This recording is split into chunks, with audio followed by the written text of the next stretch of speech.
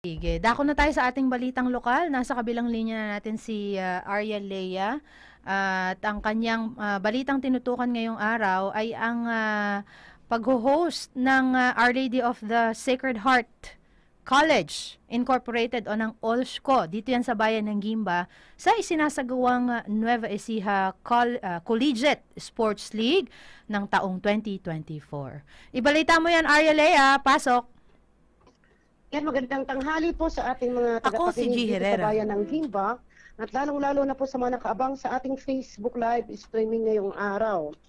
Umarangkada na nga ang simula ng iba't ibang laro mula sa basketball men and women at volleyball men and women ngayong araw ng Miyerkules dito sa bayan ng Gimba para sa pagbubukas ng Nueva Ecija Collegiate Sports League 2024 Season 9.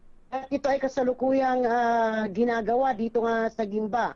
At ayon kay Ginoong Vladimir Figueroa, 12 universidad sa buong Nueva Ecija ang nandirito sa OLSCO. Ito ay Angkor Gateway College Incorporated, Eduardo L. Hoson Memorial College, Manuel V. Gallego Foundation Colleges Incorporated, College of Immaculate Conception, General De Jesus College, Nueva Ecija University of Science and Technology, Good Samaritan Colleges, Toplink Global College, STI College San Jose City, Wesleyan University Philippines, Our Lady of Fatima University College for Research and Technology, Central Luzon State University at ang Our Lady of Sacred Heart College Incorporated na kung saan sila nga ang host sa nasabi.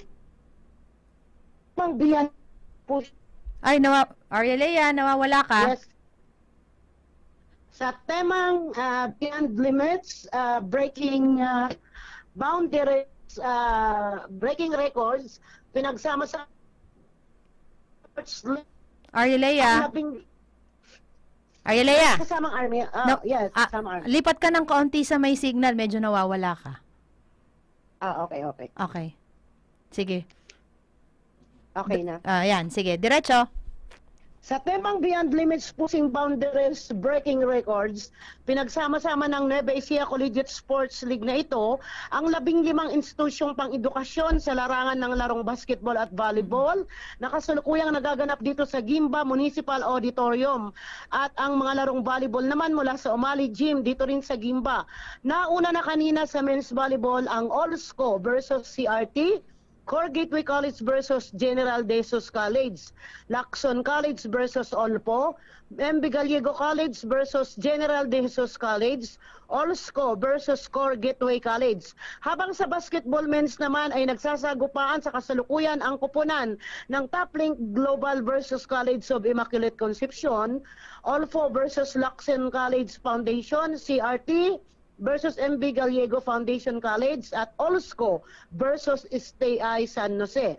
Nauna rito noong Oktubre 28 nasungkit ni Ms. Aika Yashin Manuel mula sa Wesleyan University of the Philippines ang titulo bilang Miss NECSL 2024 Season 9 at si Ms. Jeneline May Reyes bilang first runner-up mula sa Central Luzon State University's ginanap na Battle of the Muse.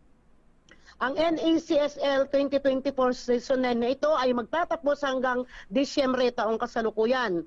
At ito ay ang paliga ni Vice Governor Limon Umali.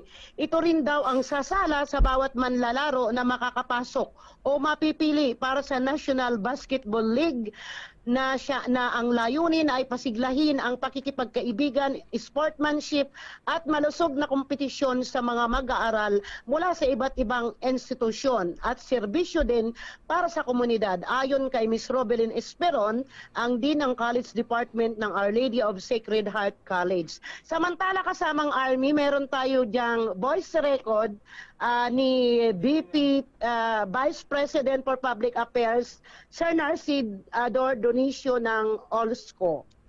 Hindi natin na-ready yon, Arya Lea. Ano ba ang gist nung sinabi ni VP? Pakikwento mo na Ayun, lang. yes. At nagpapasalamat siya at proud naman daw siya dahil isa ang Allsco sa napili na maging host ng laro ng kupunan na ito ngayong araw. Ngayong araw, boys and men's volleyball and basketball. Sa dinami-dami ng paaralan, Allsco ang napili nila ngayong araw. So nagpapasalamat si Sir Narcy Ador Donicio na sa kanila napunta ang pag-host ng paligang ito kasamang Army. Ano ba to? Kailan nagsimula yung Nueva Ecija Collegiate Sports League? Kung susumayin natin, ito daw ay nagsimula pa noong 2013. Kanya nga lang, yes, na-stop Nahinto. dahil nga sa COVID, pandemic. oo. Pero ngayong taon, anong araw siya nag-start? Parang hindi na... Sinimulan siya kasamang Army, sinimulan siya noong October 28, ang opening na ginanap sa Nueva Ecija Coliseum sa Palayan City, kung saan doon ginanap yung Battle of the Muse. So ibig sabihin nito, iba-iba, umiikot yung host everyday. Ganon. Parang ganon. Yun ang hindi natin naklaro kasamang Army, pero yes. Kahapon, saan nagkaroon ng NECSL? May idea ka? O sa Allsco din? Wala akong data kasamang Army, basta yung ngayong opening araw lang ang nasaksihan ko sa Palayan, yung Battle of the Muse, and then ito na nga isinunod na nga dito sa Allsco itong larong basketball and volleyball. So sa Makatwid, hindi nag-start sa Allsco yung kahapon. Yung mga activities kahapon, hindi sa Allsco ginanap, hindi hinost ng Allsco. Hindi po. Baka ibang school yung nag-host. Oo. Opo. So, narinig ko kanina yung pangalan ni Sir Lemon Umali. Ko-confirm, ano lang natin hindi pa siya ang vice governor natin. Running pa lang siya. Tumatakbo pa lang siya na ating vice governor. Pero ano yung naging connection niya? Siya yung nag-sponsor? Siya ang nag-sponsor nitong paliga na to kasamang Army. Pero project ito or isa itong programa ng Nueva Ecija Provincial Government o ng mga eskwelahan, private schools? No. Ng Nueva Ecija kasamang Army. Ng provincial government. Yes. So hanggang kailan daw dito yung Collegiate Sports League? Hanggang ngayon lang araw? Kung sino ang mananalo? Yes, hanggang ngayong araw lang dahil bukas wala nang pasok. Oo nga. Yun nga yung isa ko pang tanong. So ibig sabihin, parang siguro mag-stop yan sa panahon ng undas. Kasi bukas bisperas na eh. Opo. Tapos babalik ulit sa Lunes siguro? Opo. Sa 4 November. Sa November 4. Yes. Sige.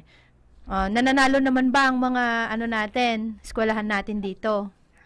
Kasamang Army ngayong hapon sasabak sa basketball ang Allsco, pero kanina sa volleyball sumabak din ang Allsco versus CRT at Allsco versus STI San Jose. Yun ang hindi natin nalaman kung nanalo sila o hindi. So sige. Alamin na lang natin at syempre congratulate pa rin natin ang ating mga eskwelahan dito sa Gimba, particular ang Allsco na at ang CRT.